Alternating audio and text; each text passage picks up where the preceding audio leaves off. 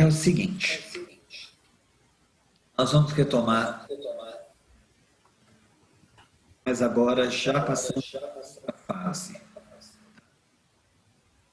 Então, a gente tinha visto até agora que nós somos a usina, geramos as expectativas. Quando elas correspondem a uma beleza, quando elas não correspondem, o bicho pega. E é aí que nós temos uma série de circunstâncias desagradáveis para nós, para o relacionamento e para outras pessoas. Mas não vamos nunca esquecer que isso começa conosco.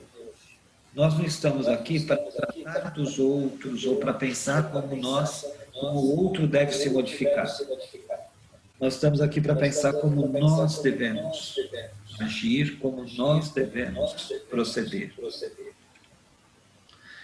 Então, rapidamente, eu fiz um apanhado, porque o que pode ocorrer na relação ou na outra pessoa? Quais as ideias ou sentimentos? E quando as nossas expectativas não são atendidas, elas ficaram frustradas. O que pode gerar isso, tanto na relação, no relacionamento, como no sentimento da outra pessoa? Então, na outra pessoa, que ela tem um excesso de cobrança, nós cobramos demais. Nós somos chatos, nós somos extremamente críticos, autoritários. Nós faltamos com respeito com elas. Elas ficam frustradas também. A autoestima dela baixa de uma maneira violenta. Elas se tornam impacientes, inseguras. Pode provocar nela uma agressividade muito grande contra nós também. Raiva, ódio, rancor, vingança. Para elas, são pessoas arrogantes, vaidosas, bem somos agressivos, orgulhosos. Esse mal-estar vai gerando um distanciamento. A pessoa do outro lado vai ficando desanimada e se sentindo impotente de fazer o que deveria fazer, mesmo sendo que ela poderia fazer bem, mas a gente se frustrou e acabou prejudicando tudo. Então, muita coisa acontece na relação e na pessoa que está do outro lado. E, às vezes, de forma irreparável.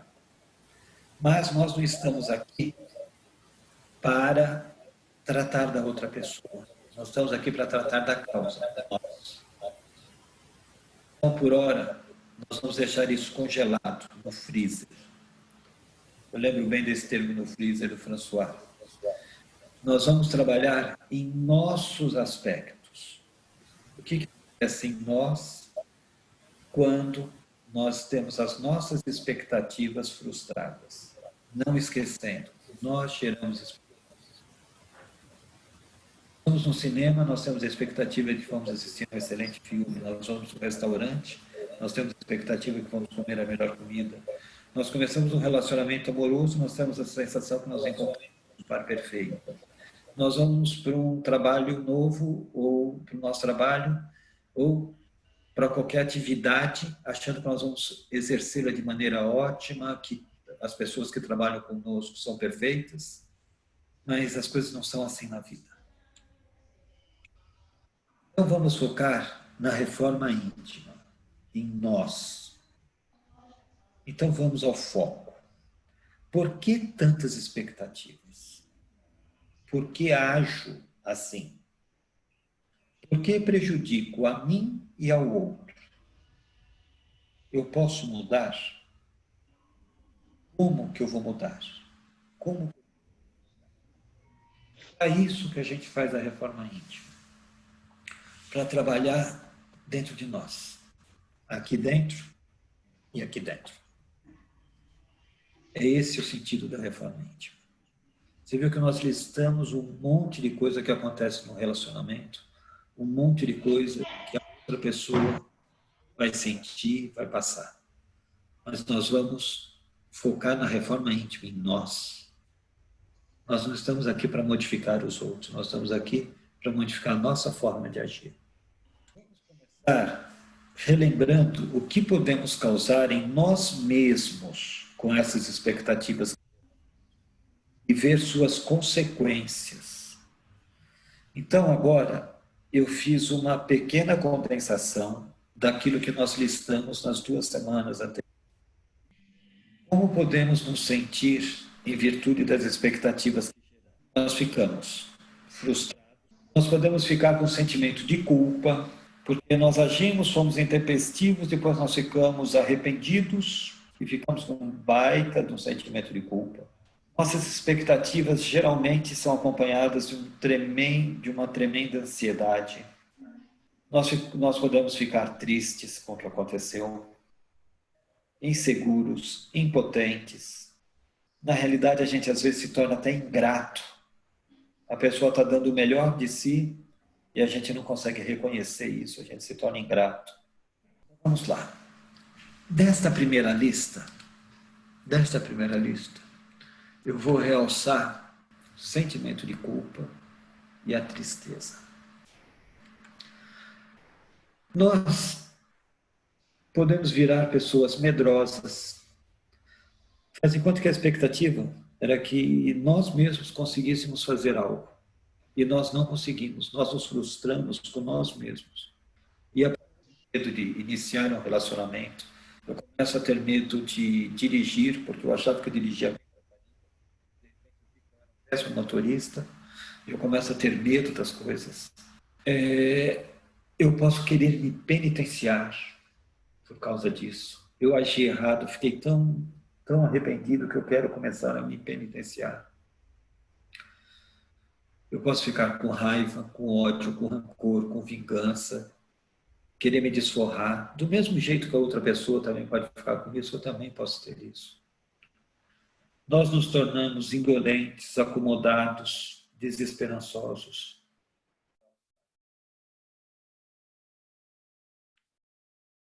O que mais que acontece conosco? Isso tudo foi o que nós listamos, tá, gente, nas semanas anteriores. Nós nos tornamos pessoas intolerantes, egoístas. Nós geramos a nossa própria baixa autoestima. Nós baixamos nossa autoestima. Aqui trabalharam ou trabalham no GAAC. Sabem quantas e quantas pessoas chegaram lá reclamando disso? Nós podemos ficar depressivos e essa depressão pode nos levar a situações muito mais drásticas.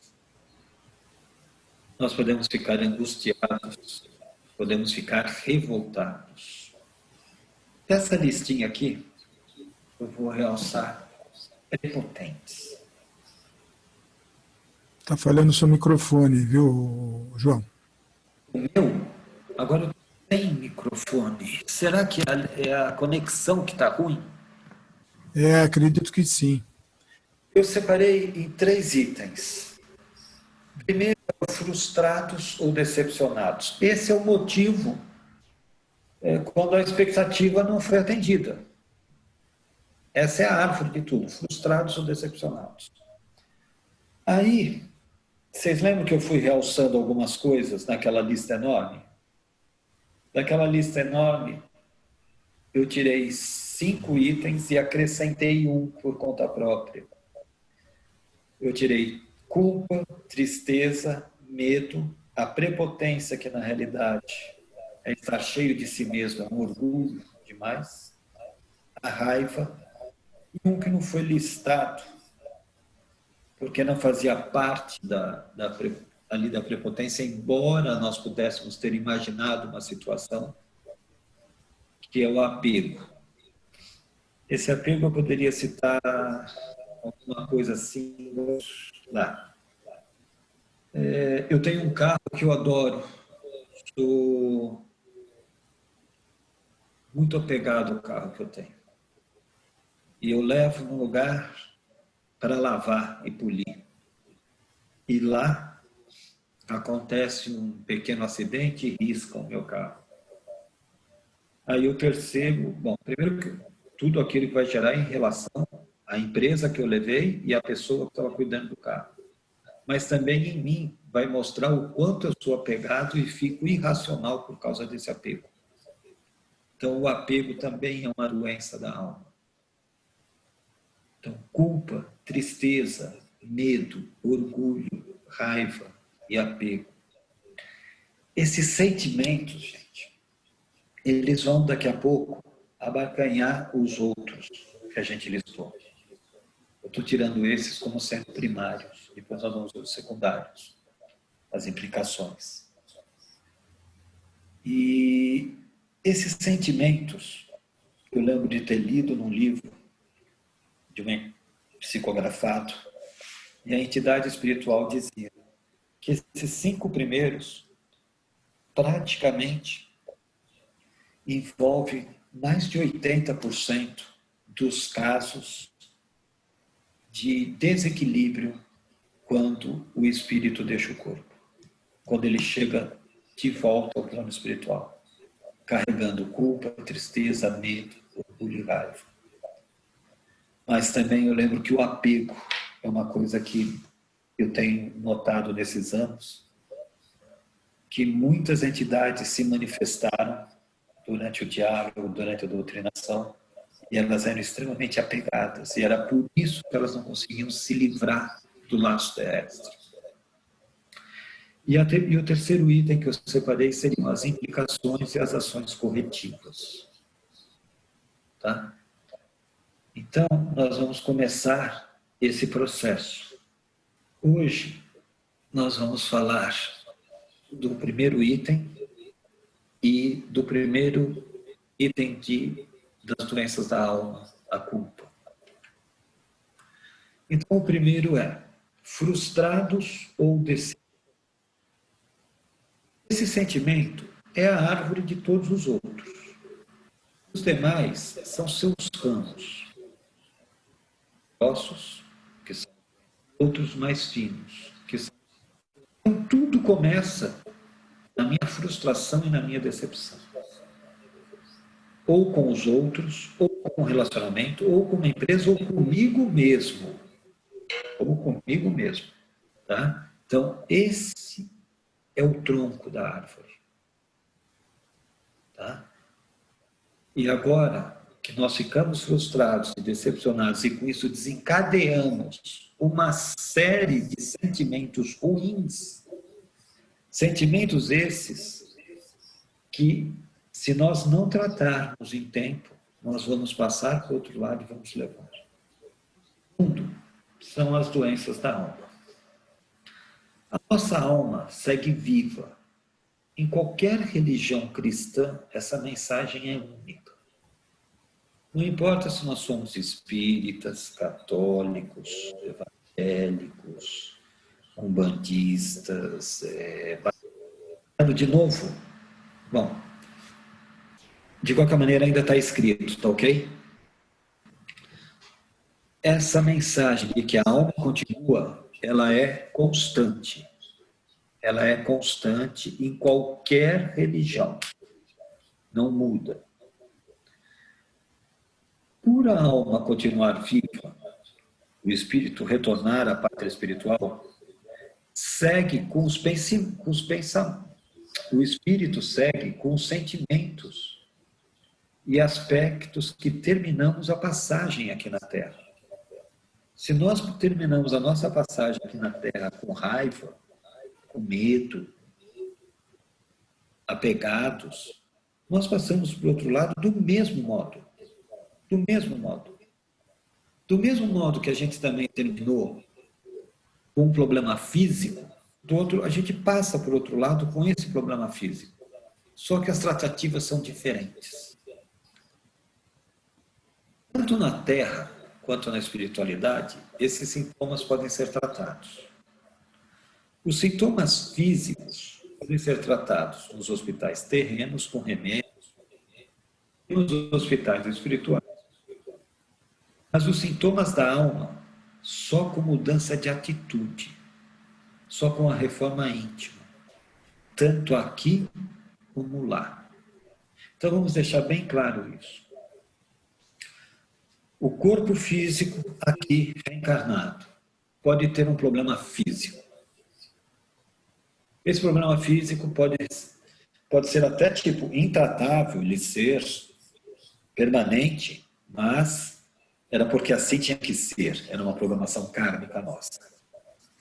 Mas na maioria dos casos esses problemas eles podem ser tratados nos hospitais através de tratamentos, fisioterapias e uma série de outras coisas, transplantes e muitas outras coisas. Se a gente morre com eles, nos hospitais espirituais, através de passes, através de um tratamento espiritual, ele vai ser reparado. No entanto, as doenças da alma, elas só vão ser tratadas por nós mesmos quando nós compreendermos que estamos doentes. Que aquela raiva incontida que eu tenho, aquela intolerância incontida que eu tenho, aquela impaciência que eu tenho, só eu posso tirar isso de mim. Ninguém pode tirar isso de mim, só eu posso tirar isso de mim. Enquanto eu não me conscientizar que o problema é meu e que só eu tenho a capacidade de me curar, não vai ter jeito. Por isso, o nome de doenças da alma. O corpo físico fica na Terra e a alma segue com essas doenças. E mesmo que lá, no hospital espiritual, eles reparem o nosso braço que estava faltando, eles retirem a faca que ficou incrustada em nós, eles tratem da pneumonia que nos retirou da Terra, eles não podem retirar de nós o sentimento de culpa, eles não podem retirar de nós o sentimento de raiva, eles não podem retirar de nós o sentimento de peso. Cabe a nós retirarmos isso. Só que sabemos que quanto mais incrustada em nós essas doenças, mais difícil será a nossa jornada após o desencarne. Nós sabemos que existem zonas vibratórias diferentes e cada um vai para aquela velha história, lembra? Da tia Maria e do tio Zezinho? Tia Maria boazinha, uma vida boa, uma pessoa cheia de bondade, de amor. E o tio Zezinho, o capeta. Bravo, tipo, maledicente, bebe, agressivo, raivoso. Tia Maria morre, o espírito dela vai para uma zona adequada à sua conduta terrena. Uma zona vibratória boa, onde ela vai poder dar continuidade às suas tarefas. Tio Zezinho morre, aí no velório está todo mundo em volta falando: ai, tio Zezinho foi encontrar com tia Maria. Foi encontrar piroroca nenhuma, né? Porque tia Maria está num lugar bom e tio Zezinho vai para um lugar igual ao que ele estava fazendo. Daquela velha história de que quando morre vão se encontrar na pousada da família. Vai cada um para o seu canto, a não ser que os dois tivessem a mesma faixa de vibração, a não ser que os dois estivessem no mesmo nível. Mas também sabemos que podemos mudar isso. Se nós sabemos que estamos doentes, já é um passo da alma, já é um passo grande. Quer amenizar o termo doenças da alma? Pode amenizar, não há problema nenhum. Mas vamos ser realistas, não vamos transferir para os outros a nossa tolerância, não vamos transmitir para os outros a nossa impaciência, não vamos transmitir para os outros o nosso sentimento de culpa, não vamos transmitir para os outros o nosso sentimento de mágoa. Isso são coisas nossas. São coisas nossas e nós podemos mudar isso. Tá? E mesmo encarnados, só depende de nossa boa vontade, perseverança, reconhecer nossas atitudes e o mais importante, almejarmos fazer a reforma íntima.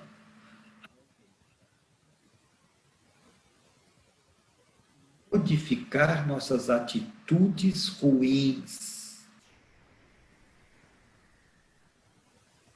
E teve um amigo espiritual que deixou muito claro a diferença entre tentar e almejar.